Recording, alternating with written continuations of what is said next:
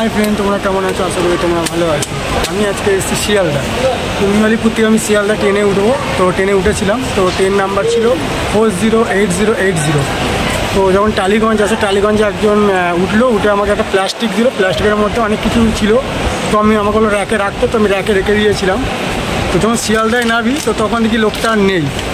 তো আমি কী করলাম, তো ওই প্লাস্টিকটা নিয়ে তো শিয়ালদা যে জিআরপি আছে, তো জিআরপি অফিসে আমি দিয়ে দিই। তো যখন দিতে যাই আমি, তো ওখানে আমাকে কত রকমের জেরা করছে, এটা কার, কী কারণে এলো, কোথা থেকে এলো, কেন তুমি নিয়ে এলে, তোমার নাম কি, তোমার ঠিকানা কি, হেন তেন করে সব আগুন বাগুন জিজ্ঞাসা করছে।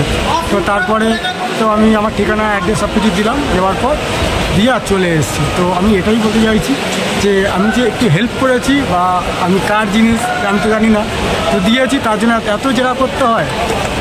মানুষের তাহলে কী ভালো করবো সেটাই আমি ভাবছিলাম।